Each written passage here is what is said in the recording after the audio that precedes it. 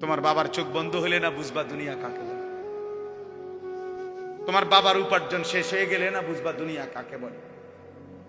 তোমার কাঁধে যখন উপার্জনের দায়িত্ব আসবে তখন না বুঝবা দুনিয়া কাকে বলে। রোজগার কত কষ্ট। সেদিন আমি একজন লোককে দেখছি, তাকাইয়া দেখছি অনেকক্ষণ, ট্রাকের থেকে সিমেন্টের বস্তা নামাইতেছে। আমি লোকটার দিকে তাকাইয়া ছিলাম, সারাটা শরীর ঘামে। আমার মনে হয় যেন লোকটা মানে পানির মধ্যে, সারাটা চুল চেহারা তার ঘামে, ঘাম বাইয়া বাইয়া পড়তেছে। তাহলে এক বস্তা ট্রাকের থেকে প্রতি বস্তা সিমেন্ট নামাইয়া গোডাউনে থুইলে সর্বোচ্চ 60 টাকা, 8 টাকা বা 10 টাকা দেয়। সর্বোচ্চ রেট হলো 10 টাকা, মানে এন থেকে হয়তো গোডাউনে থুইবে আর কি। তাহলে 50 বস্তা সিমেন্ট যদি এই বেচারা নামায়, তাহলে প্রিয় যুবক ছেলে, 50 বার এই লোকটাকে, তোমার বাবাকে হতে পারে 50 বারই উনি কোমরটা বাঁকা করে। নাহলে কেমনে বস্তা এটা লইব? 50 কেজি সিমেন্টের, 50 কেজি সিমেন্টের একটা বস্তা বেচারা কেমনে নিবে? প্রতিবারই তাকে কোমর বাঁকা করতে হয়েছে।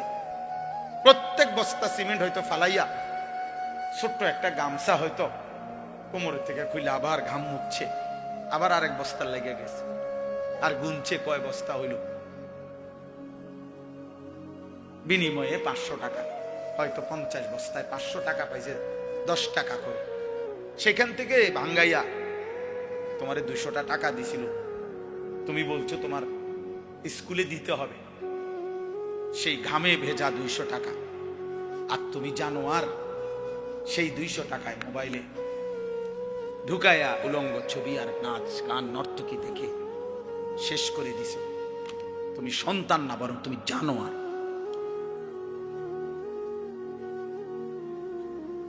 তুমি সন্তান, তুমি মানুষ না, বরং তুমি কুত্তা,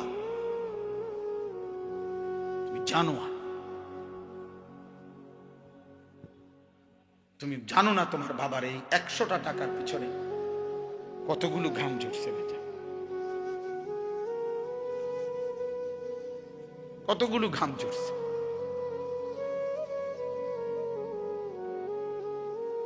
হ্যাঁ,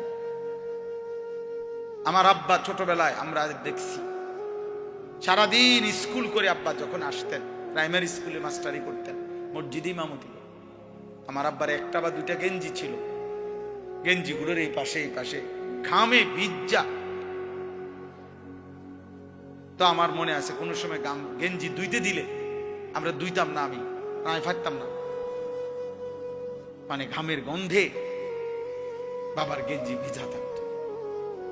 সেখান থেকে আব্বা, আমার মনে আছে, মাস শেষে প্রতি 300 টাকা মাদ্রাসায় পাঠাইছে আমার লেগে। একটা পোস্ট কার্ডে তখন মানি অর্ডার করতে হইতো টাকা, তো মানি অর্ডার করলে একটা ছোট্ট পোস্ট কার্ড আছিল, এটার মধ্যে নাম ঠিকানা লিখতে হইতো, নিচে দিয়া একটু জায়গা ছিল, এখানে নিজস্ব কোনো কথা থাকলে লিখতে হইতো। আব্বা লিখতো, আনিস তোমার জন্য 300 টাকা পাঠাইলাম, বাবা টাকা পাইয়া জানাইও। তো আব্বারে জানাইতাম যে বাবা টাকা পাইছে। এই 300 টাকা গুনে গুনে 2 টাকা ডাইলবাজি, 2টা পরোটা, এমনি এমনি গুনে গুনে খাইতাম, হিসাব গুনে গুনে। এই জন্য দোস্ত আমার, বন্ধু আমার, আমি বিষয়টা বললাম, মেহনত, যথাযথ পরিশ্রম মানুষকে দুনিয়াতেও ভালো করে, আখিরাতেও ভালো। অনেক নওজোয়ান মাশাআল্লাহ, প্রিয় ভাই, আমি অনুরোধ করি পরিশ্রমী হও, মেহনতি হও। এমন সুন্দর জীবন, সুস্থতা, এমন সুন্দর যৌবন, এই শুধু শুধু নারী দেখে দেখে না, এটা মিলে যাবে না।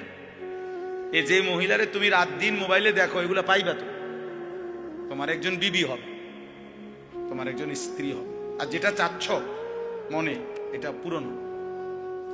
এই পৃথিবীর লাখ লাখ কোটি কোটি মানুষ স্বামী স্ত্রীর মিলনে এরপরেই এই মানব প্রজন্ম এখানে আসছে। কাজে এটা তোমারও হবে। এটার জন্য অল্প বয়সে কুত্তার মতো হওয়া, চরিত্রহীন লম্পট, যে রাত দিন নারীটাকে ছবি দেখে, জিনা ব্যভিচারের দৃশ্য দেখে, এমন নিকৃষ্ট জানোয়ার হওয়ার কোনো দরকার নেই। এটা এমনি মিলবে। বিয়ে শাদী তো স্বাভাবিক বিষয়, স্বামী স্ত্রী নারী পুরুষের মিলন, তো আল্লাহ তাআলার কুদরতি নিজাম। আল্লাহ বলছে আমি এটা ব্যবস্থা করে রাখছি, যথা সময়ই পৌঁছে যাও। সময়ের আগে এক লোকমা খাবারও পৌঁছে। আমরা কিতাবে পড়ছি, কিতাবের মধ্যে আছে, আমরা পড়ছি যে হে আল্লাহর বান্দা, তোমার লোকমা যদি, তুমি আসো জমিনে, আর তোমার একটি লোকমা যদি পাহাড়ের উপরেও থাকে, তো নিশ্চিত মনে রেখো, ইয়াকিন, পাহাড়ের উপরের ওই লোকমাটাই তোমার মুখে পৌঁছবে।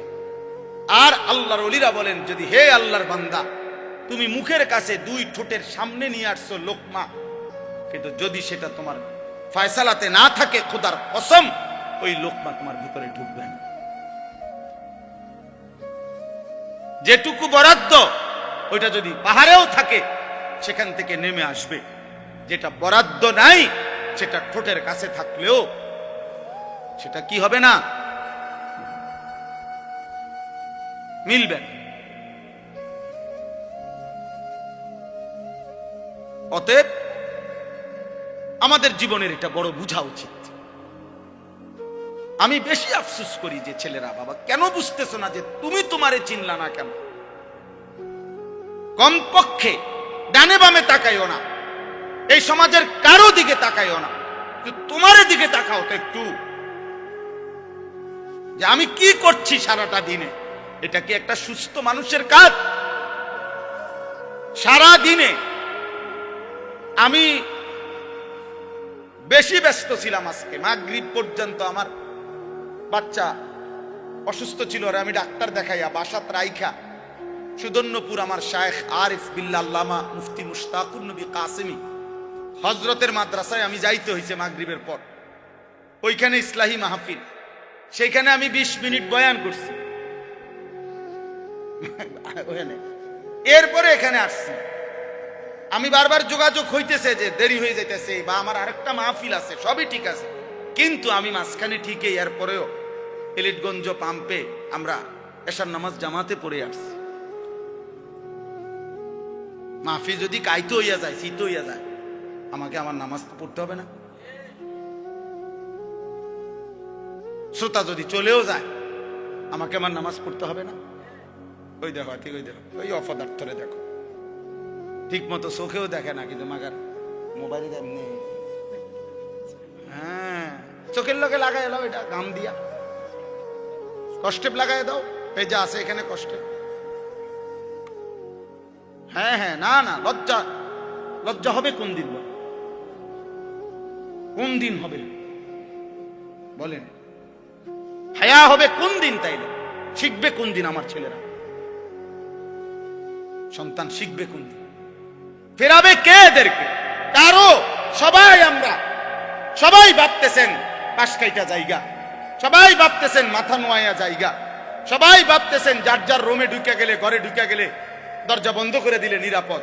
আল্লাহর কসম, কোন সমাজের মধ্যে যদি জিনা বেড়ে যায়, বেবিচার বেড়ে যায়, নারী ছেলে মেয়ের অবাধ মেলামেশা চলাফেরা যদি বেড়ে যায়, রব্বে কাবার কসম কিতাবে আছে, ওই সমাজের কোন ঘর আর পবিত্র নারী মেলা কঠিন হয়ে যায়। আগামীর প্রজন্ম হয়তো নেককার মেয়ে, চরিত্রবান মেয়ে, সতী সাথী মেয়ে মিলাটা কঠিন হয়ে যাবে যদি জেনা বেবিচার আর পরকিয়া আর হারাম অসভ্যতা এইভাবে ছড়িয়ে যায়। বর্তমান সময়ে মানুষের সবচেয়ে বেশি যেই গুনাহটি হচ্ছে, সেটা হলো এই চোখের গুনাহ। কিসের গুনাহ বলেন? এই চোখের।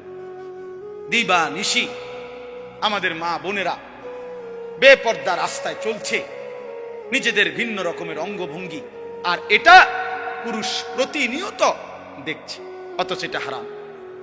মোবাইলে প্রতিনিয়ত কিশোর যুবক ছেলেরা, একটা বয়সী ছেলেরা একেবারে বেসামাল এই বড় মোবাইল ব্যবহার করে রাত নাই দিন নাই সারা রাত নারী ছবি অস্থি দৃশ্য দেখছে।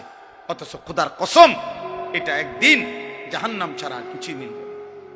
আল্লাহ নবী সাল্লাল্লাহু আলাইহি সাল্লাম বলেছেন, যে ব্যক্তি কোনো নারীর সৌন্দর্য হারাম, যেটা তার দেখার অনুমতি নাই, সে দেখলো, খোদার কসম নবী বলছে কিয়ামতের দিন তার দুই চোখে সীসা জাহান্নামের আগুনে গলাইয়া এরপরে সীসা ঢেলে দেওয়া হবে। সীসা ঢেলে দেওয়া হবে, সীসা ঢেলে দেওয়া।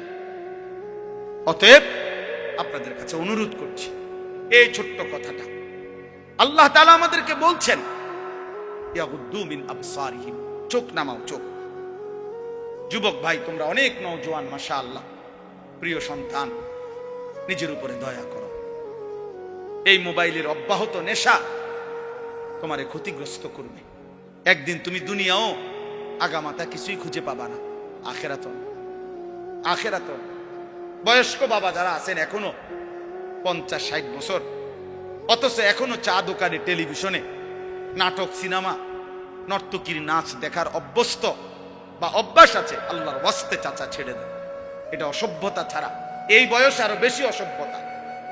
এই জন্য আল্লাহ নবী সাল্লাল্লাহু আলাইহি সাল্লাম স্পষ্ট বলছেন, রাগ হবেন না, নবীজি বলছেন, আল্লাহ নবী সাল্লাল্লাহু আলাইহি সাল্লাম বলছেন, হাসরের দিন আল্লাহ তাআলা ওই বান্দার দিকে তাকাবেন না, আল্লাহ তাআলা তাকে পবিত্র করবেন না, আল্লাহ তাআলা তাকে জাহান্নাম থেকে বাঁচাবেন না। এই কথা বলতে গিয়ে 1 নম্বরে যার কথা বলছে, নবীজি বলছেন যে আশ-শাইখুজ জানি, যে বুড়া ব্যভিচারী।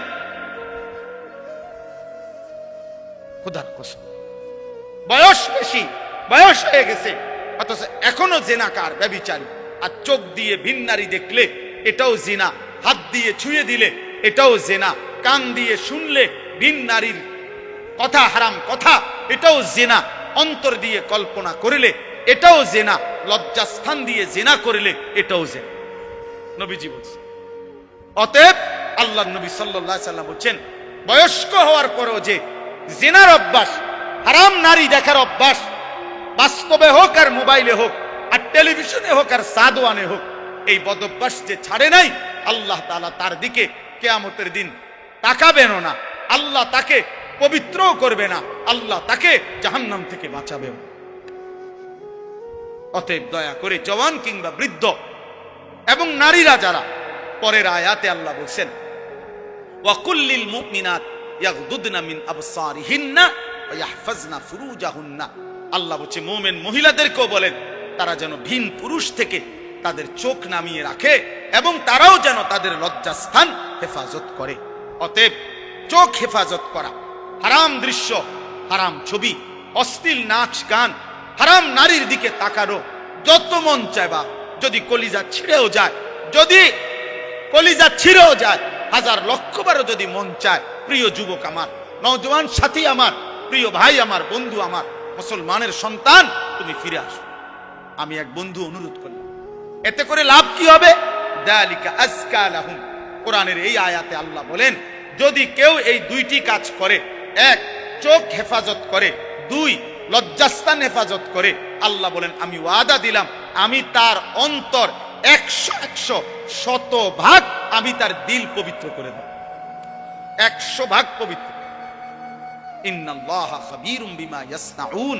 আল্লাহ বলে, বান্দা যখন তোমরা যাই করো না কেন, যেভাবেই করো না কেন, একাকী কিংবা লুকিয়ে, রাতের আধারে কিংবা গভীর রজনীতে, ইয়ারফোন লাগাইয়া কিংবা লাইট নিবাইয়া, দরজা বন্ধ করে কিংবা সিটকারি লাগাইয়া, রাতের গভীরে কিংবা পাহাড়ের জঙ্গলে কিংবা পাহাড়ের চূড়ায় কিংবা জঙ্গলের গভীরে কিংবা 7 তবক জমিনের নিচে কিংবা 7 আসমানের ঊর্ধ্বে, যেখানেই যা করো না কেন, আমি খবর রাখি, খবর রাখি, আমি দেখি বান্দা, আমি দেখি বান্দা, আমি দেখি।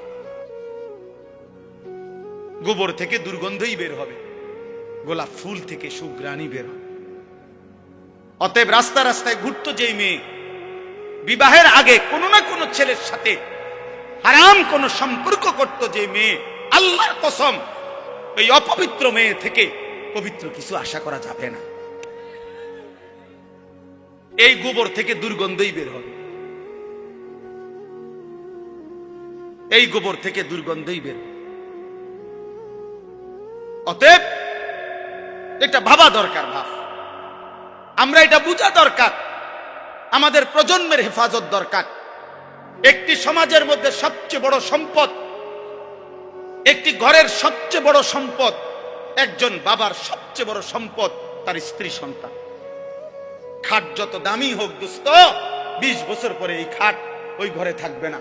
পৃথিবীর সবচেয়ে মজবুত কাঠ দিয়েও যদি সোফা বানায় 5 বছর লাগবে না, এটার বার্নিশ উঠে যাবে 3 বছর 4 বছরের ভিতরে।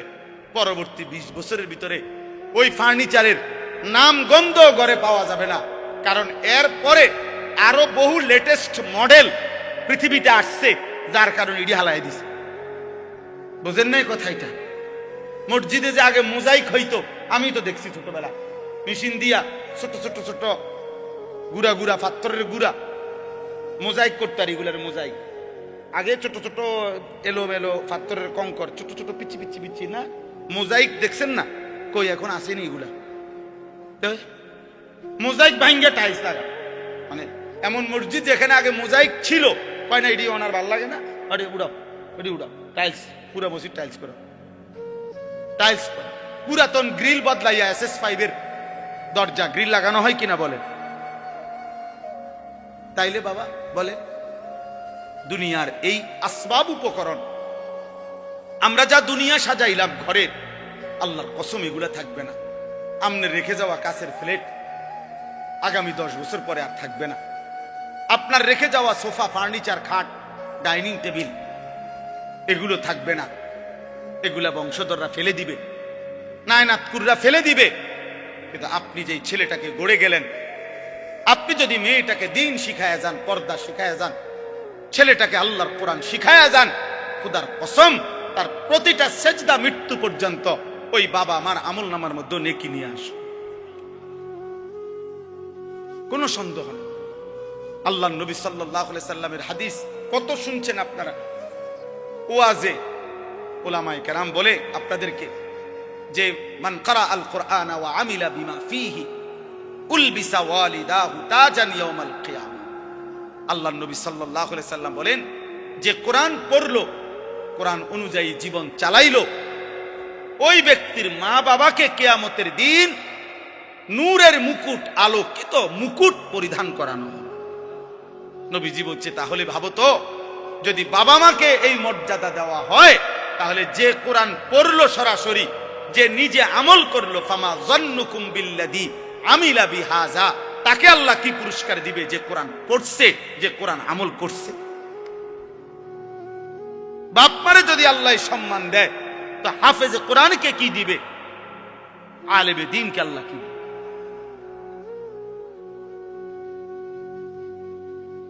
এজন্য প্রিয় ভাই, প্রিয় বাবা, সবাই মিলে গুনাহ ছাড়েন। আমার মূল বক্তব্য আজকে এতটুকু, গুনাহ ছেড়ে দিতে হবে। আখিরাত যদি পাইতে হয়, জাহান্নাম থেকে বাঁচতে হলেও গুনাহ ছেড়ে দেওয়া জরুরি, জান্নাতে প্রবেশ করতে হলেও গুনাহ ছেড়ে দেওয়া জরুরি। এক মুমিনের ডিউটি 2টা। একজন মুসলমানের জীবনের 24 ঘন্টা কাজ 2টা। 1 গুনাহ বর্জন করা, 2 আদেশ পালন করা। খালাস, এরই নাম জীবন, এরই নাম মুসলমান, এরই নাম তাকওয়া, এর পিছনেই জান্নাত। উইদ্দাত লিল মুত্তাকিন, রব্বুল আলামিন বলে জান্নাত বানানোই হয়েছে মুত্তাকিদের জন্য। আর মুত্তাকি বলেই তাকে ওই মুমিনকে, যে মুমিন প্রথমত গুনাহ বর্জন করে, দ্বিতীয়ত আদেশ পালন করে। আদেশ পালন করে, সতর খোলা রাখা। মনে করেন কারো নাভি থেকে হাঁটুর নিচ পর্যন্ত, এটা হলো সতর পুরুষের, এটা খোলা রাখা গুনাহ না নেকি? কথা বলেন। একজন মনে করেন এখন নামাজের ওয়াক্ত, নামাজ আদায় করা এটা গুনাহ না নেকি? নেকি। বুঝেন নাই? নামাজ আদায় করা কি নেকি, সতর ঢাকা মানে সতর খোলা রাখা এটা কি? গুনাহ। এ শরীয়তের মাসআলা হইল যে এক্ষেত্রে কোনটা আগে ফরজ? ফরজ হইলে আগে সতর ঢাকা ফরজ, এরপরে নামাজ পড়া। হিসাব বুঝছেন? নামাজের বাহিরে যেই ফরজগুলা, এর মধ্যে একটা কি আছে? তাহলে বুঝা গেল আগে তুমি এই গুনাহটা আগে কি করতে হবে? সরাইতে হবে, সতর ঢাকা, এরপরে সেজদা দিতে, এরপরে সেজদা দিতে। আগে সুদের থেকে বাঁচা জরুরি, এরপরে দান সদকা উপকারী।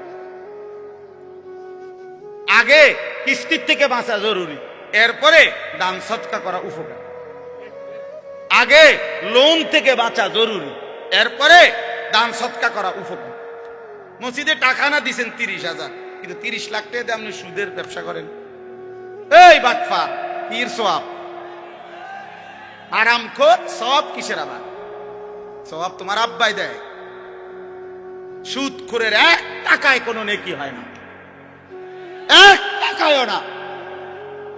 ফ্যান হয় নেকি হয় না, টাইলস হয় নেকি হয় না। নেকি ইমাম সাহেব দেয় না, ইমাম সাহেব শিক্ষা দিলে হইতো না। মাহফিলের বক্তা যদি একারে জনাব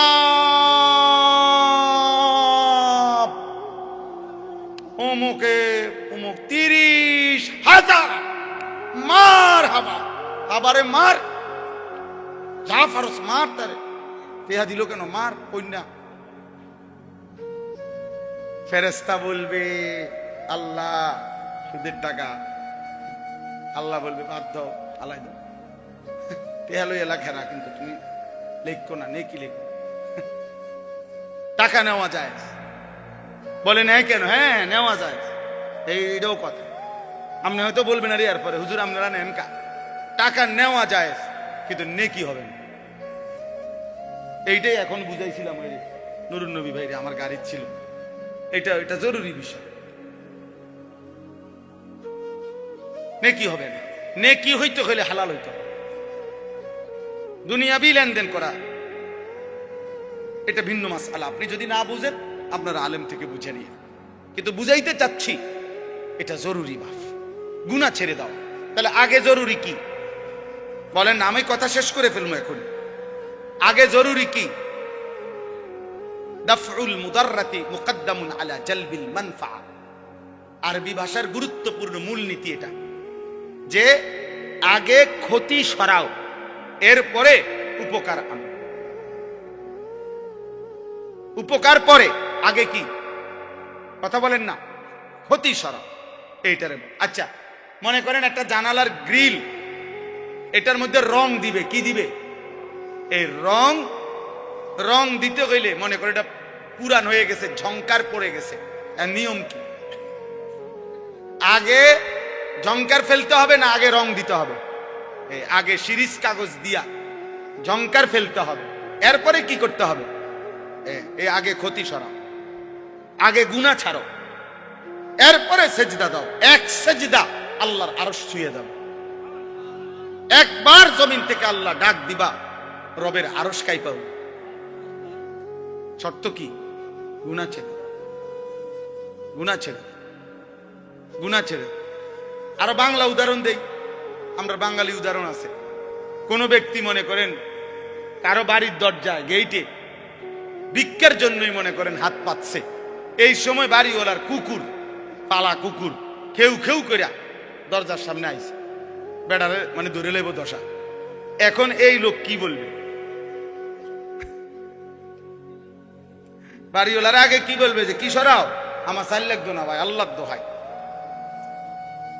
আমার কি লাগবে না, তুই এটা সরা ভাই, এটা সরা। কামড় না দোক, কামড় না দোক শুধু। এইটারে কয় কি? ভিক্ষা থাক, কুত্তা সামলাও।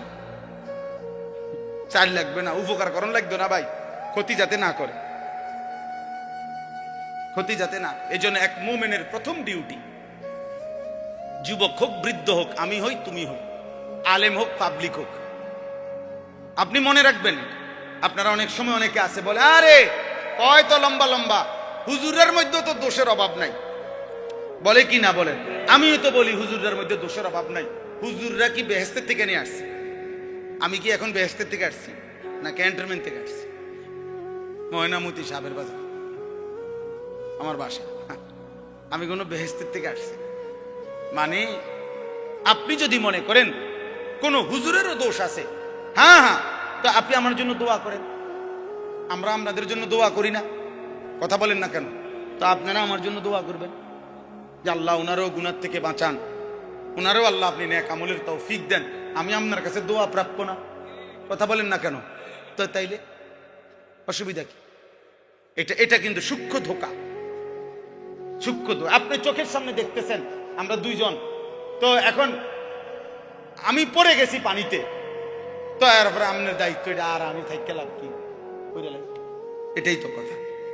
এটা কোনো বুদ্ধিমান করবে? এটা আমার সাথী আগুনে পুড়ে গেছে, আর আমি আর হুজুরে জেনে আগুনে ফিরে গেছে, তো আর আমি পাবলিক থাকি কিনবো, আমরাও আগুনে পুড়ে যাই, এটা নিয়ম।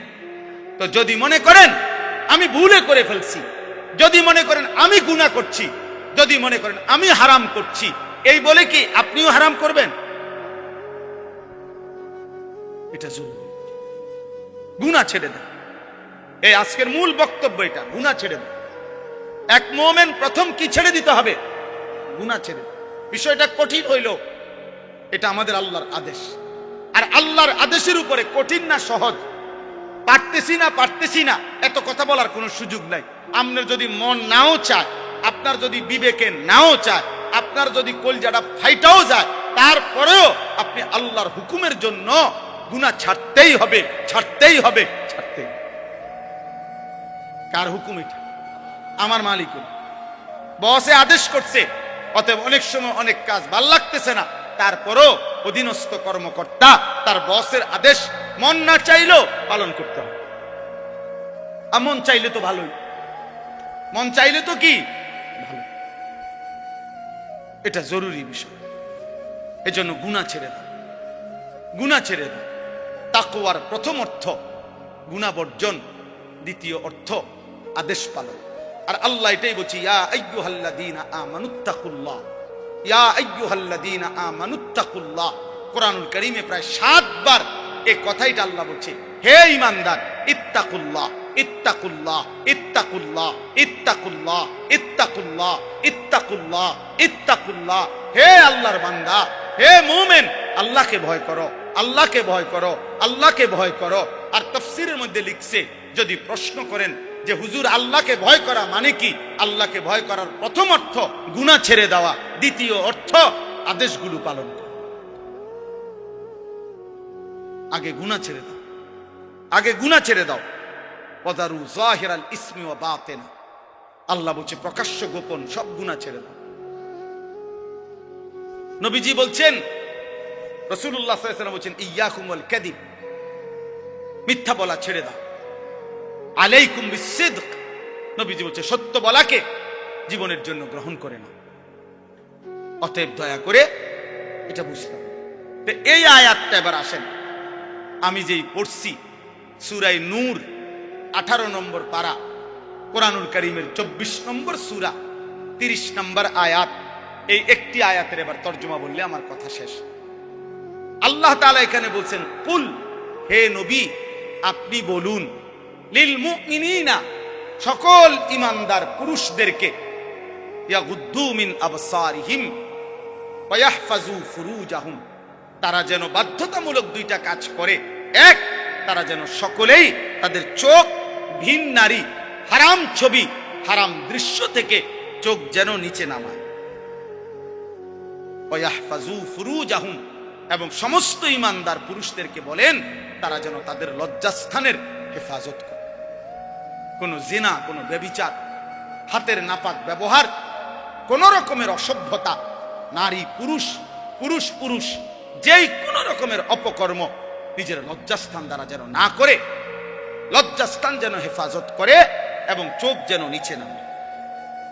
প্রিয় ভাই, এই প্রথম কথাটা বলার জন্যই আমি এই কথাগুলো বলছি। আজকের সময়ের বিবেকবান যারা, দিন নিয়ে যারা ভাবে, মানুষকে নিয়ে যারা ভাবে, এরকম বিবেকবান বিচক্ষণ বুজুর্গ আল্লাহওয়ালা ওলামায়ে কেরামের মূল বক্তব্য হলো, বর্তমান সময়ে মানুষের সবচেয়ে বেশি যেই গুনাহটি হচ্ছে সেটা হলো এই চোখের গুনাহ। কিসের গুনাহ বলেন? এই চোখের। দিবা নিশি আমাদের মা বোনেরা বেপর্দা রাস্তায় চলছে, নিজেদের ভিন্ন রকমের অঙ্গভঙ্গি, আর এটা পুরুষ প্রতিনিয়ত দেখছে, অথচ এটা হারাম। মোবাইলে প্রতিনিয়ত কিশোর যুবক ছেলেরা, একটা বয়সী ছেলেরা একেবারে বেসামাল এই বড় মোবাইল ব্যবহার করে রাত নাই দিন নাই সারা রাত নারী ছবি অস্থি দৃশ্য দেখছে, অথচ খোদার কসম এটা একদিন জাহান্নাম ছাড়া আর কিছুই মিলবে না। আল্লাহ নবী সাল্লাল্লাহু আলাইহি সাল্লাম বলেছেন, যে ব্যক্তি কোনো নারীর সৌন্দর্য হারাম, যেটা তার দেখার অনুমতি নাই, সে দেখলো, খোদার কসম নবী বলছে কিয়ামতের দিন তার দুই চোখে সীসা জাহান্নামের আগুনে গলাইয়া এরপরে সীসা ঢেলে দেওয়া হয়, সীসা ঢেলে দেওয়া, সীসা ঢেলে দেওয়া। অতএব আপনাদের কাছে অনুরোধ করছি, এই ছোট্ট কথাটা আল্লাহ তাআলা আমাদেরকে বলছেন, ইয়াগুদ্দু মিন আবসারিহিম, চোখ নামাও, চোখ। যুবক ভাই, তোমরা অনেক নওজোয়ান, মাশাআল্লাহ, প্রিয় সন্তান, নিজের উপরে দয়া করো। এই মোবাইলের অব্যাহত নেশা তোমারে ক্ষতিগ্রস্ত করবে। একদিন তুমি দুনিয়াও আগামাতা কিছুই খুঁজে পাবা না, আখেরাত। বয়স্ক বাবা যারা আছেন এখনো 50-60 বছর, অথচ এখনো চা দোকানে, টেলিভিশনে নাটক, সিনেমা, নর্তকীর নাচ দেখার অভ্যস্ত বা অভ্যাস আছে, আল্লাহর ওয়াস্তে চাচা ছেড়ে দেয়। এটা অসভ্যতা ছাড়া এই বয়সে আরো বেশি অসভ্যতা। এই জন্য আল্লাহ নবী সাল্লাল্লাহু আলাইহি সাল্লাম স্পষ্ট বলছেন, রাগ হবেন না, নবীজি বলছেন, আল্লাহ নবী সাল্লাল্লাহু আলাইহি সাল্লাম বলছেন, হাসরের দিন আল্লাহ তাআলা ওই বান্দার দিকে তাকাবেন না, আল্লাহ তাআলা তাকে পবিত্র করবেন না, আল্লাহ তাআলা তাকে জাহান্নাম থেকে বাঁচাবেন না। এই কথা বলতে গিয়ে 1 নম্বরে যার কথা বলছে, নবীজি বলছেন যে আশ-শাইখুজ জানি, যে বুড়া ব্যভিচারী। খোদার কসম, বয়স বেশি, বয়স হয়ে গেছে, অথচ এখনো জিনাকার, ব্যভিচারী। আর চোখ দিয়ে ভিন নারী দেখলে এটাও জিনা, হাত দিয়ে ছুঁয়ে দিলে এটাও জিনা, কান দিয়ে শুনলে ভিন নারীর কথা, হারাম কথা, এটাও জিনা, অন্তর দিয়ে কল্পনা করিলে এটাও জিনা, লজ্জাস্থান দিয়ে জিনা করিলে এটাও জিনা, নবীজি বলছেন। অতএব আল্লাহ নবী সাল্লাল্লাহু আলাইহি সাল্লাম বলছেন, বয়স্ক হওয়ার পরও যে জিনার অভ্যাস, হারাম নারী দেখার অভ্যাস, বাস্তবে হোক আর মোবাইলে হোক আর টেলিভিশনে হোক আর সাদওয়ানে হোক, এই বদঅভ্যাস যে ছাড়ে নাই, আল্লাহ তাআলা তার দিকে কিয়ামতের দিন তাকাবেন না, আল্লাহ তাকে পবিত্রও করবে না, আল্লাহ তাকে জাহান্নাম থেকে বাঁচাবে না। অতএব দয়া করে জওয়ান কিংবা বৃদ্ধ এবং নারীরা যারা, পরের আয়াতে আল্লাহ বলছেন, ওয়া কুল্লিল মুমিনাত ইয়াগদুদনা মিন আবসারিহিন্না ওয়া ইয়াহফাজনা ফুরুজাহুন্না। আল্লাহ বলছে মুমিন মহিলাদেরকেও বলেন তারা যেন ভিন পুরুষ থেকে তাদের চোখ নামিয়ে রাখে এবং তারাও যেন তাদের লজ্জাস্থান হেফাজত করে।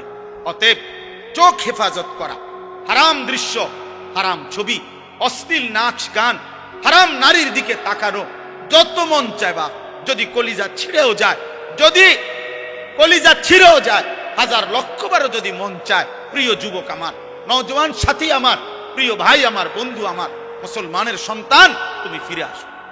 আমি এক বন্ধু অনুরোধ করলাম, এতে করে লাভ কি হবে? যালিকা আযকা লাহুম।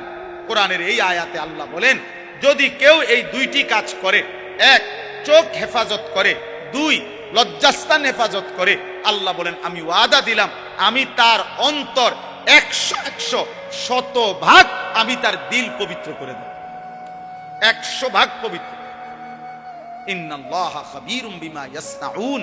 আল্লাহ বলে, বান্দা যখন তোমরা যাই করো না কেন, যেভাবেই করো না কেন, একাকী কিংবা লুকিয়ে, রাতের আঁধারে কিংবা গভীর রজনীতে, ইয়ারফোন লাগাইয়া কিংবা লাইট নিবাইয়া, দরজা বন্ধ করে কিংবা সিটকারি লাগাইয়া, রাতের গভীরে কিংবা পাহাড়ের জঙ্গলে কিংবা পাহাড়ের চূড়ায় কিংবা জঙ্গলের গভীরে কিংবা 7 তবক জমিনের নিচে কিংবা 7 আসমানের ঊর্ধ্বে, যেখানেই যা করো না কেন, আমি খবর রাখি, আমি দেখি বান্দা, আমি দেখি।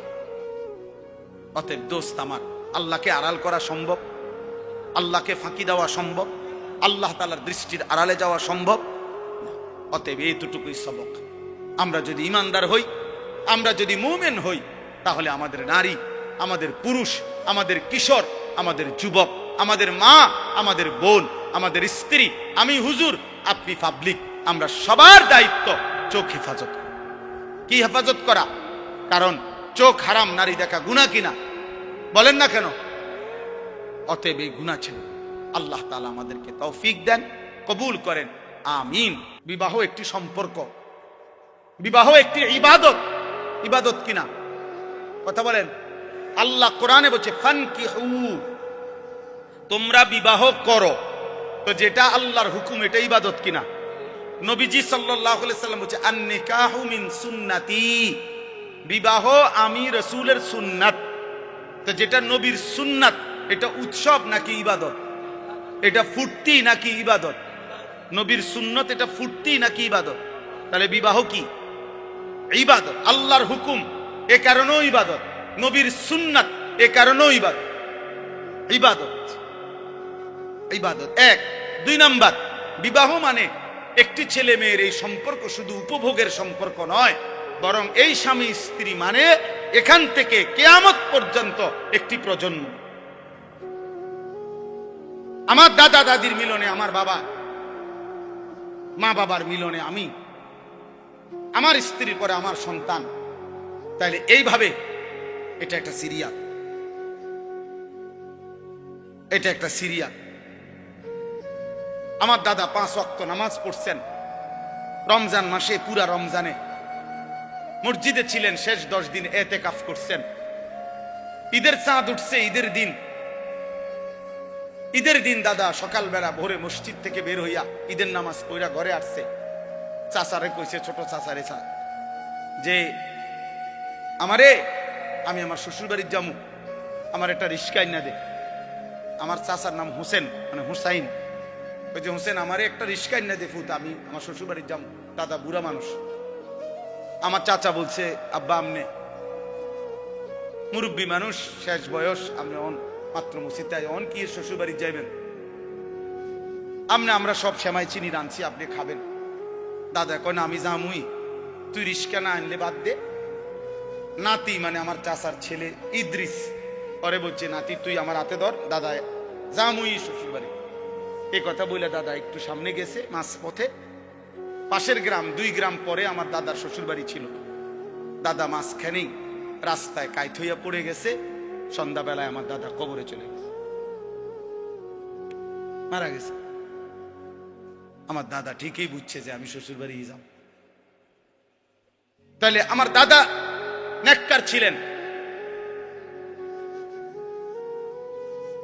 নেককার ছিলেন, নিজের হাতে মসজিদ গড়ে গেছেন। তাহলে এটা একটা প্রজন্ম, স্বামী স্ত্রীর সুন্দর একটি সম্পর্ক, এদের ঈমান ইসলাম, এদের পাক পবিত্রতা, পর্দা পুশিদা, এটা একটা জেনারেশন তৈরি করে। এটা গুরুত্বপূর্ণ বাপ। কম হোক, আল্লাহর কথা, কোরআন সুন্নাহর কথা আদবের সাথে শুনতে হয়, এটা জরুরি, নাইলে ফায়দা হয় না। এক তো হইলো আমি, একজন চিৎকার দিল, একজন সুর দিল, একজন টান দিল,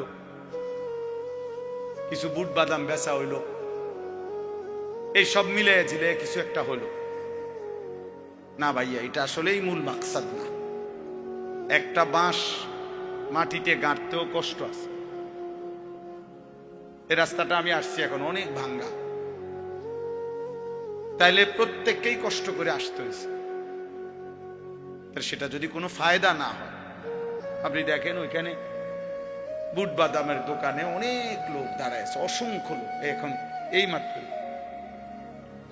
তাহলে সামান্য বাচ্চাদের কতগুলো খেলনা জিনিস, এই ছোট ছোট বাস, ছোট ছোট গাড়ি ঘোড়া, এগুলোর দোকানে এত লোক দাঁড়ায় থাকা কি অর্থ আছে বলে? মানুষের তো স্বাভাবিক একটা বিবেক থাকা দরকার যে আমি এখানে কেন দাঁড়ায় রইল। অথচ বাড়ির থেকে রওনা দিছে, অথবা বাড়িওয়ালা ঘরওয়ালারা জানে ওয়াজে গেছে, এটা জানে না, কি বলে? কিন্তু শয়তান মাঝ পথে আটকায় রাখছে। হ্যাঁ, এটা কোরআনুল কারীমের মধ্যে আছে। আল্লাহ তাআলা কাছে শয়তান চ্যালেঞ্জ করেছে, আল্লাহি লা উযায়্যিনান্না আ'মালা ওয়া লা উগদিয়ান্নাহুম আজমাইন। আল্লাহর কসম, হে আল্লাহ, আমি আপনার বান্দাদের কাছে তাদের কাজকে গুনাহের রং দিয়ে সাজিয়ে দেব, অতঃপর আপনার বান্দাদেরকে আমি পথভ্রষ্ট করে দেব, পথভ্রষ্ট করে দেব। আল্লাযীনা যাল্লা সা'য়ুহুম ফিল হায়াতিদ দুনিয়া ওয়াহুম ইয়াহসাবুনা আন্নাহুম ইউহসিনুনা সুনআ। কোরআন শরীফে আছে, আল্লাহ বলেন অসংখ্য ক্ষতিগ্রস্ত বান্দা আছে এমন, দিন রাত তারা তাদের পরিশ্রম কর্মকাণ্ড কাজকর্মের দ্বারা ভাবতেছে অনেক ভালো কিছু করছে। আল্লাহ বলেন অথচ আসলে তারা ধোঁকা খাচ্ছে, বরং পথভ্রষ্ট হচ্ছে, নিজেদের সমস্ত আখিরাত খাসারা বরবাদ করছে, বরবাদ করতেছে। আফামান যুগিনা লাহু সুউ আমালিহি ফারাআহু হাসান, এটাও কোরআন শরীফের আয়াত। আল্লাহ তাআলা বলেন যাকে তার গুনাহ, তার নাফরমানির কাজটাকে তার কাছে খুব সুন্দর করে দেয়া হয়েছে, আর সে এটাকে মনে করতেছে ভালো কাজ, অথচ আসলে শয়তান তার নিকটে গুনাহকে সুন্দর করে সাজিয়ে দিছে, সাজায় দিছে। এই জন্য বাপ আমরা এটা বুঝা উচিত। আরবিতে বলা হয় কালিমাতু হাক্কিন উরিদা বিহাল বাতিল, কথা সত্য মতলব খারাপ। অর্থাৎ অনেক সময় এমন হয় যে কথা তো সুন্দর কিন্তু ভিতরের উদ্দেশ্য খারাপ। এই জন্য অনেক কিছু তো আমাদের কাছে মনে হয় এটা করলে খুব সুন্দর হবে, কিন্তু এর দ্বারা উদ্দেশ্য ভিন্ন। এই জন্য দান একটু আগায় দেন, একটু একটু করে। আরে আপনি কথা বলেন, আসতে বলেন। মানুষের আগাইবার কথা কই এত ধমক দিলে তো আর হইতো না। নিজের বসা নিজে বসেন, একটু একটু আগায় দেন। মানুষ একজন বসতে এত আল্লাহ কি দরকার? জি মাশাআল্লাহ। চলেন, 2 নাম্বার কথা হলো ভাইয়া, আমার প্রিয় ছোট ভাই হাফিজ মাওলানা আতিকুর রহমান আশরাফ, আমি আইসেই শুনতেছি বলতেছে, এই মাত্র সে বলছে এটা আপনাদের কাছে। আমি আবার বললাম ছেলেরা, ভাইয়া একটা ছেলে মোবাইল হাতে ধইরা ভিডিও বা রেকর্ড করবা না, আমি নিষেধ করলাম। আর একটা মোবাইলও ধরে রাখবে, আমি নয়তো উঠাই দেবো তোমার দোস্ত, তুমি উঠে যাইতে হবে এখান থেকে। এরপরে ধমক দিলে লজ্জা পাইবা। আমি আগেই বলছি, আমি ব্যক্তিগতভাবে কোনো প্রার্থী না, নির্বাচনের কোনো জনসভার জন্য আসিনি। আমার একটা মার্কা আছে, সবাই একটু খেয়াল রাখেন না, কোনো মার্কা নাই। কথা বুঝছেন কিনা? আমি কোনো প্রার্থী না, এটা কোনো নির্বাচনী জনসভা। অল্প একটু সময় আল্লাহর কথা বলা, আখিরাতের কথা মনে করায় দাও। ওয়াজের মূল মাকসাদ কি? মূল মাকসাদ আত-তারগীব ওয়াত তারহিব। অর্থ হলো জান্নাতের কাজের প্রতি উৎসাহিত করা, জাহান্নামের কাজের প্রতি ভয় প্রদর্শন করা। আত-তারগীব মানে হলো উৎসাহিত করা, আত-তারহিব মানে হলো ভয় প্রদর্শন করা। এটাই মূল ওয়াজ, মূলত মাকসাদ এটাই, যে আখিরাতের দিকে, জান্নাতি কাজের দিকে আপনাকে উৎসাহিত করলাম, আর জাহান্নামী কাজের দিকে ভয় প্রদর্শন করলাম, ভয় প্রদর্শন করলাম। এটাই মূল বিষয়। এই জন্য দয়া করে অল্প একটু সময় আমরা মনোযোগ দিয়ে শুনলে ফায়দা হবে। মোবাইল নিয়ে সারাক্ষণ, আমি এখানে নামছি এই মাত্র গাড়িতে, পুরাটা জায়গা আমরা খেয়ালও করি নাই, ড্রাইভারও বুঝে নাই, মানে পুরা কাদা। আমি কাদার মধ্যে পাও ডাইবা গেছে, আমি আপনার লুঙ্গি সহ জামাটা উঠাইতেছি, আর ওই অপদার্থ এটার ভিডিও করতেছি। তাহলে মানুষ কি পরিমাণ, ছেলেরা কি পরিমাণ বিকৃত মস্তিষ্ক, কি পরিমাণ প্রতিবন্ধী আপনি বলুন। একটা জলজ্জান্ত বাস উড়ে যাচ্ছে, হাজার হাজার লোক ভিডিও করতেছে। একটা জলজ্জান্ত মানুষ পানিতে ডুবে যাচ্ছে, হাজার হাজার মানুষ ভিডিও করতেছে। এই হলো প্রজন্মের এখনকার হালাত, এখনকার জেনারেশনের হালাত হলো এই। কয়েকদিন আগে নোয়াখালীতে অনেকেই শুনছেন, একজন প্রবাসীর পরিবারের 7 জন একটা মাইক্রোজে পানি পড়ে গেছে, শুনছেন না, মারা গেছে। যে ওই লোকের একটা সাক্ষাৎকার দিছে, আমি নিজে শুনছি, বেচারা কানতে কানতে বলছে যে আমি মাইক্রোটা যখন পানি পড়ে গেছে, শত শত মানুষ আসছে পুকুরের পারে, আমি প্রত্যেকের কাছে কাকতি মিনতি করছি, অনুরোধ করছি, কেউ একটু নামলো না পানিতে, যে চেষ্টা করলো না, সকলেই শুধু মোবাইল দিয়ে ছবি উঠে। আল্লাহর কসম সে বলছে, সে আফসোস করছে। তা আমি একটা ছেলেকে বললাম এখন যে, আরে ভাই তুমি তো আগে আমারে ধরো যে আমি কোনো পড়ে যাই কিনা বা কাদা, তুমি তো আগে এইটা সেভ করো না। তোমার আগে দরকার মুসাফা করতে, হুজুর আঞ্জা দিয়ে ধরে নিতে। এটা দোস্ত নতুন জেনারেশন, তোমরা বুঝা উচিত ভাই, বুঝা উচিত। একটা মোবাইল যদি জীবনের সবকিছু হয়ে যায় 24 ঘন্টা, এই জীবন সামনে আগাবে না। আখেরাত তো পরের বিষয় ধরলাম, দুনিয়াও বেশি দিন টিকবে,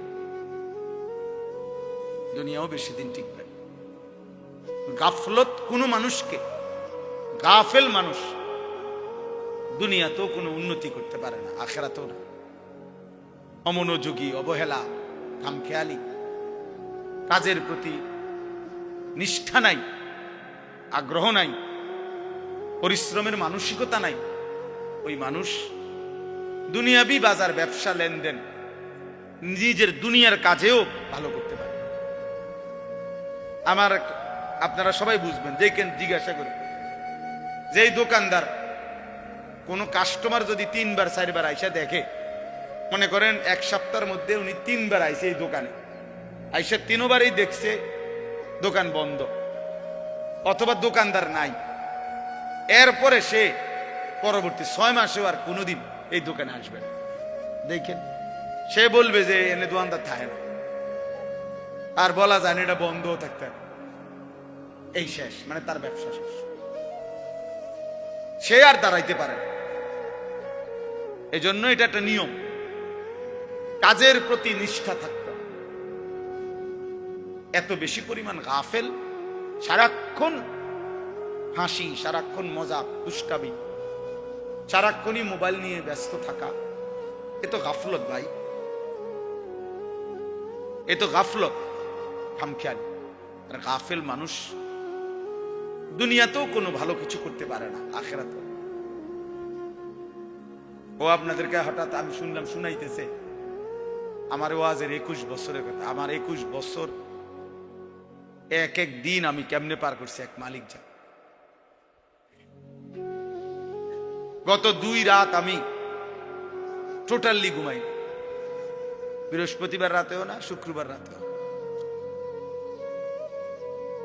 পাবনা থেকে আমি আসছি সকালবেলা, সকাল 7টায় বয়ান করছি 1.25 ঘন্টা, ফেরি পার হইতে লাগছে মোট 8 ঘন্টা। তাইলে এজন্য দোস্ত বুঝাইতে চাচ্ছি, কাজের প্রতি নিষ্ঠা থাকতে, আন্তরিকতা থাকতে। দুনিয়াতেও কেউ যদি ভালো কিছু করতো, এই আজকে যারা বড় বড় শিল্পপতি, দুনিয়ার লাইনে বড় বড় পয়সাওয়ালা, দেখবা যে হালাল হারাম পরে, কিন্তু কমপক্ষে সে যে এই পর্যায়ে গেছে, হালাল হোক হারাম হোক, সে যেটা বুঝছে এটার উপরে সে সর্বোচ্চ দিন রাত মেহনত করছে। তার দিবানিশির মেহনত, পরিশ্রম, মাথার ঘাম তারে এই পর্যায়ে নিয়ে গেছে। আমার একদিন একজন বড় ব্যবসায়ী, ঢাকা পল্টনের 1000 কোটি টাকার মালিক এখন, উনি বলছিলেন, হুজুর আমি দোকানে দোকানে দাঁড়ায় থাকতাম, তারা দুপুরবেলা খানা খাইলে দোকানদাররা বাটির কোনা দিয়ে যদি 2 গা ভাত, কুদ্দুর তরকারি বাকি থাকতো, আমার এগুলা দিলে আমি 3-4 দোকানের এই খানা একত্র করে বা আমি 2 গা ভাত খাইতাম। তবে এভাবে তাকায় দাঁড়ায় হাঁটতাম শুধু, দোকানদাররা খাইলে যদি কুদ্দুর দেয় আমারে, আমি এত অভাবী ছিলাম, কিন্তু সেই আল্লাহ আমাকে মেহনতে পরিশ্রম করে গেছি, আজকে 1000 কোটি টাকার মালিক। স্বাভাবিক একটা রেস্টুরেন্টে আছে ওনার 16 তালা। তাইলে দোস্ত দুনিয়ায় বললাম, দুনিয়া দুনিয়া বাংলাদেশের একজন প্রতিষ্ঠিত ব্যবসায়ী ছিলেন, কিছুদিন আগে মারা গেছেন। আমি ইচ্ছা করে নাম বলতেছি না, পত্রিকায় ওনার অনেক বড় লেখা আছে। উনি বলছেন বাড়ির থেকে 90 টাকা নিয়ে সর্বপ্রথম আমি সায়দাবাদ গেছি, ঢাকা। সায়দাবাদে যারা মাটি কাটে ওই সময় তাদের সাথে যে যোগ দিছি মাটি কাটবে, তারা বলছে যে কোদাল এবং টুকরি নিজের না হইলে হইতো না। অন্ত পড়ছে আরো বিপদে, মাটিও তো কাটতে পারতাম না, কারণ আমার তো কোদালও নাই টুকরিও নাই। এরপরে আবার গায়ে খাইটা কষ্ট কইরা তারপরে কোদাল টুকরি কিনছি, ওইটুকু দিয়েই সে বাংলাদেশের মৃত্যুর আগে তিনি বাংলাদেশের একজন প্রথম শ্রেণীর ঠিকাদার ছিলেন, হাজার হাজার কোটি কোটি টাকার এই রোডের হাইওয়ে রোডের কাজ করতেন। একটা সময় এই 90 টাকার পুঁজি। তাহলে ছেলেদেরকে বললাম বাবা দুনিয়াও ভালো হবে না, এই ফেটে বাতে চলবে আর কি, কোন রকম আর জোরাতালি এই চুলে ঘুরাইতে আর বাহারা দিন। এই কামে দূরে দিছে শয়তান তোমারে, ইবলিসে, যে তোমার একটা মহান কাজ দিছে, যে তোমার একটি জীবনের শ্রেষ্ঠ কাজ হলো প্রতিদিন সকাল থেকে রাত ঘুম পর্যন্ত 1 লক্ষ বার তুমি মোট চুলের এরকম পিছনে ফিরাই। এই একটা তোমার দারুণ কাজ দিছে শয়তান তোমারে, তোমার মতো ফালতু লোকের একটা কাজ দেওয়া হয়েছে। তোমার একটা দারুণ কাজ দিছে যে তুমি নিজের পয়সা দিয়ে এমবি ঢুকাইবা, আর সারা পৃথিবীর পাগল ছাগল সুস্থ অসুস্থ যে যা মোবাইলে দেয় তুমি শুধু টাইনে টাইনে দেখবে। টাকা যাবে তোমার, সময় যাবে তোমার, হায়াত যাবে তোমার, কামাই হবে।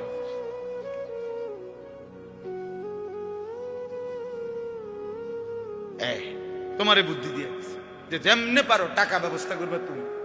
তুমি বাপের টাকা চুরি করো, নয়তো মায়ের টাকা চুরি করো, নয়তো স্কুলের টিফিনের টাকা বাঁচায় রাখো, নয়তো যেভাবে পারো। নারী তোমাকে দেখতেই হবে, উলঙ্গ ছবি তোমাকে দেখতেই হবে, হারাম ছবি তোমাকে দেখতেই হবে, অসৎ বন্ধুদের আড্ডা দিতেই হবে, আড্ডা দিতেই হবে। আল্লাহ আমাদেরকে হেফাজত করেন।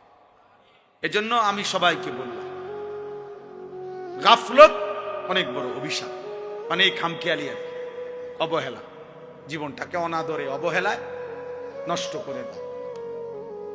বরং বুদ্ধিমান বিবেকবান ব্যক্তি পরিশ্রমী হয়।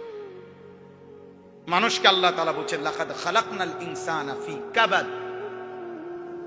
3টা কসম করে আল্লাহ বলেছেন যে আমি মানুষের সৃষ্টির মধ্যে আমি আল্লাহ পরিশ্রম করার, মেহনত করার যোগ্যতা দিয়েই, মানসিকতা দিয়েই আমি সৃষ্টি করেছি। এই ফি কাবাদ অর্থ আমি আল্লাহ তাআলা মানুষকে মেহনত করার মানসিকতা, যোগ্যতা দিয়েই লাকাদ খালাকনাল ইনসানা, আমি মানুষকে সৃষ্টি করেছি। এজন্য সব ছেলেকে বললাম, এই ভূমিকা ছাড়াই কথা শেষ। কথার প্রসঙ্গে প্রথম কথা এটা বললাম, গাফেল না হওয়া ভাইয়া, দুনিয়াও না আখিরাত। ভালো উপার্জনের জন্য মেহনত করতে, একটু সুখ, একটু সচ্ছলতা, ঘর বাড়ি চলাফেরা, পরিবারের একটু প্রশস্ততার জন্য মেহনত চাই। আপনি ঘুমের থেকে উঠে উঠে জমিদারি করবেন, এ কয়দিন তাপালিন, কয়দিন মোটরসাইকেল নিয়ে মাতবুরি, মোবাইল একটা নিয়ে মাতবুরি, কয়দিন ভাইয়া, কয়দিন? তোমার বাবার চোখ বন্ধ হলে না বুঝবা দুনিয়া কাকে বলে। তোমার বাবার উপার্জন শেষ হয়ে গেলে না বুঝবা দুনিয়া কাকে বলে। তোমার কাঁধে যখন উপার্জনের দায়িত্ব আসবে তখন না বুঝবা দুনিয়া কাকে বলে, রোজগার কত কষ্ট। সেদিন আমি একজন লোককে দেখছি, তাকাইয়া দেখছি অনেকক্ষণ, ট্রাকের থেকে সিমেন্টের বস্তা নামাইতেছে। আমি লোকটার দিকে তাকাইয়া ছিলাম, সারাটা শরীর ঘামে, আমার মনে হয় যেন লোকটা মানে পানির মধ্যে, সারাটা চুল চেহারা তার ঘামে ঘাম বাইয়া বাইয়া পড়তেছে। তাহলে এক বস্তা আগের থেকে প্রতি বস্তা সিমেন্ট নামাইয়া গোডাউনে থুইলে সর্বোচ্চ 60 টাকা, 8 টাকা বা 10 টাকা দেয়। সর্বোচ্চ রেট হলো 10 টাকা, মানে এন থেকে হয়তো গোডাউনে থুইবে আর কি। তাহলে 50 বস্তা সিমেন্ট যদি এই বেচারা নামায়, তাহলে প্রিয় যুবক ছেলে, 50 বার এই লোকটাকে, তোমার বাবাকে হতে পারে 50 বারই উনি কোমরটা বাঁকা। নাহলে কেমনে বস্তাটা লইব? 50 কেজি সিমেন্টের, 50 কেজি সিমেন্টের একটা বস্তা বেচারা কেমনে নিবে? প্রতিবারই তাকে কোমর বাঁকা করতে হয়েছে। প্রত্যেক বস্তা সিমেন্ট হয়তো ফালাইয়া ছোট্ট একটা গামছা হয়তো কোমরের থেকে খুলে আবার ঘাম মুছছে, আবার আরেক বস্তা লেগে গেছে, আর গুনছে কয় বস্তা হইল। বিনিময়ে 500 টাকা, হয়তো 50 বস্তায় 500 টাকা পাইছে, 10 টাকা করে। সেখান থেকে ভাঙ্গাইয়া তোমারে 200 টাকা দিছিল, তুমি বলছো তোমার স্কুলে দিতে হবে, সেই ঘামে ভেজা 200 টাকা। আর তুমি জানো আর সেই 200 টাকায় মোবাইলে ঢুকাইয়া উলঙ্গ ছবি আর নাচ গান নর্তকী দেখে শেষ করে দিছ। তুমি সন্তান না, বরং তুমি জানো আর।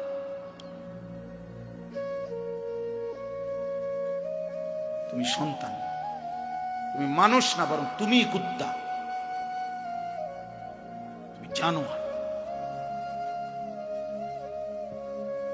তুমি জানো না তোমার বাবার এই 100টা টাকার পিছনে কতগুলো ঘাম ঝরছে,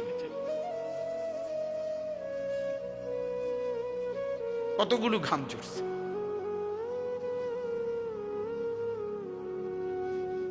হ্যাঁ, আমার আব্বা ছোটবেলায় আমরা দেখছি সারাদিন স্কুল করে আব্বা যখন আসতেন, প্রাইমারি স্কুলে মাস্টারি করতেন, মসজিদে ইমামতি। আমার আব্বার একটা বা দুইটা গেঞ্জি ছিল, গেঞ্জিগুলোর এই পাশে এই পাশে ঘামে ভিজা। তো আমার মনে আছে কোনো সময় গেঞ্জি ধুইতে দিলে আমরা ধুইতাম না, আমি ফাটতাম না, মানে ঘামের গন্ধে বাবার গেঞ্জি ভিজা থাকতো। সেখান থেকে আব্বা, আমার মনে আছে, মাস শেষে প্রতি 300 টাকা মাদ্রাসায় পাঠাইছে আমার লেগে। একটা পোস্ট কার্ডে তখন মানি অর্ডার করতে হইতো টাকা, তো মানি অর্ডার করলে একটা ছোট্ট পোস্ট কার্ড আছিল, এটার মধ্যে নাম ঠিকানা লিখতে হইতো, নিচে দিয়া একটু জায়গা ছিল, এখানে নিজস্ব কোনো কথা থাকলে লিখতে হইতো। আব্বা লিখতো, আনিস তোমার জন্য 300 টাকা পাঠাইলাম, বাবা টাকা পাইয়া জানাইও। আব্বারে জানাইতাম যে বাবা টাকা পাইছে। এই 300 টাকা গুনে গুনে 2 টাকা ডাইলবাজি, 2টা পরোটা, এমনি আমি গুনে গুনে খাইতাম, হিসাব গুনে গুনে। এই জন্য দোস্ত আমার, বন্ধু আমার, আমি বিষয়টা বললাম, মেহনত, যথাযথ পরিশ্রম মানুষকে দুনিয়াতেও ভালো করে, আখিরাতেও ভালো। অনেক নওজোয়ান মাশাআল্লাহ, প্রিয় ভাই, আমি অনুরোধ করি পরিশ্রমী হোক, মেহনতি হোক। এমন সুন্দর জীবন, সুস্থতা, এমন সুন্দর যৌবন, এই শুধু শুধু নারী দেখে দেখে এটা মিলে যাবে না। এই যে মহিলারে তুমি রাত দিন মোবাইলে দেখো, এগুলা পাইবা তুমি, তোমার একজন বিবি হবে, তোমার একজন স্ত্রী হবে। আর যেটা চাচ্ছ মনে, এটা পূরণ। এই পৃথিবীর লাখ লাখ কোটি কোটি মানুষ স্বামী স্ত্রীর মিলনে এরপরেই এই মানব প্রজন্ম এখানে আসছে। আজ এটা তোমারও হবে। এটার জন্য অল্প বয়সে কুত্তার মতো হওয়া, চরিত্রহীন লম্পট, যে রাত দিন নারী দেখে, ছবি দেখে, জিনা ব্যভিচারের দৃশ্য দেখে, এমন নিকৃষ্ট জানোয়ার হওয়ার কোনো দরকার নেই। এটা এমনি মিলবে। বিয়ে শাদী তো স্বাভাবিক বিষয়, স্বামী স্ত্রী, নারী পুরুষের মিলন, আল্লাহ তাআলার কুদরতি নিজাম। আল্লাহ বলছে আমি এটা ব্যবস্থা করে রাখছি, যথা সময়ই পৌঁছে যাবে। সময়ের আগে এক লোকমা খাবারও পৌঁছে। আমরা কিতাবে পড়ছি, কিতাবের মধ্যে আছে, আমরা পড়ছি যে হে আল্লাহর বান্দা, তোমার লোকমা যদি, তুমি আছো জমিনে আর তোমার একটি লোকমা যদি পাহাড়ের উপরেও থাকে, তো নিশ্চিত মনে রেখো, ইয়াকিন, পাহাড়ের উপরের ওই লোকমাটাই তোমার মুখে পৌঁছবে। আর আল্লাহর ওলিরা বলেন, যদি হে আল্লাহর বান্দা, তুমি মুখের কাছে দুই ঠোঁটের সামনে নিয়ে আসছো লোকমা, কিন্তু যদি সেটা তোমার ফয়সালাতে না থাকে, খোদার কসম ওই লোকমা তোমার ভিতরে ঢুকবে না। যেটুকু বরাদ্দ ওইটা যদি পাহাড়েও থাকে সেখান থেকে নেমে আসবে, যেটা বরাদ্দ নাই সেটা ঠোঁটের কাছে থাকলেও সেটা কি হবে না, মিলবে। অতএব আমাদের জীবনের এটা বড় বোঝা উচিত। আমি বেশি আফসোস করি যে ছেলেরা, বাবা কেন বুঝতেছো না যে তুমি তোমারে চিনলা না কেন? কমপক্ষে ডানে বামে তাকাইও না, এই সমাজের কারো দিকে তাকাইও না, তোমার দিকে তাকাও তো একটু, যে আমি কি করছি সারাটা দিনে। এটা কি একটা সুস্থ মানুষের কাজ? সারা দিনে আমি বেশি ব্যস্ত ছিলাম, আজকে মাগরিব পর্যন্ত আমার বাচ্চা অসুস্থ ছিল, আর আমি ডাক্তার দেখাইয়া বাসাত রাইখা সুদন্যপুর আমার শায়েখ আরিফ বিল্লাহ আল্লামা মুফতি মুশতাকুর নবী কাসেমি হযরতের মাদ্রাসায় আমি যাইতে হয়েছে মাগরিবের পর। ওইখানে ইসলাহি মাহফিল, সেখানে আমি 20 মিনিট বয়ান করছি, এরপরে এখানে আসছি। আমি বারবার যোগাযোগ হইতেছে যে দেরি হয়ে যাইতেছে, বা আমার আরেকটা মাহফিল আছে, সবই ঠিক আছে, কিন্তু আমি মাঝখানে ঠিকই এরপরেও এলিটগঞ্জ পাম্পে আমরা এশার নামাজ জামাতে পড়ে আসছি। মাহফিল যদি কাইতে হইয়া যায়, শীত হইয়া যায়, আমাকে আমার নামাজ পড়তে হবে না? শ্রোতা যদি চলেও যায়, আমাকে আমার নামাজ পড়তে হবে না? ওই দেখো, ঠিক ওই দেখো, ওই অপদার্থরে দেখো, ঠিক মতো চোখেও দেখে না, কিন্তু মাগার মোবাইলে এমনি, হ্যাঁ, চোখের লগে লাগাই এলাও, এটা গাম দিয়া কষ্টেপ লাগাই দাও, এই যে আছে এখানে কষ্টেপ। হ্যাঁ হ্যাঁ, না না, লজ্জা, লজ্জা হবে কোন দিন? কোন দিন হবে বলেন? হায়া হবে কোন দিন? তাইলে শিখবে কোন দিন আমার ছেলেরা?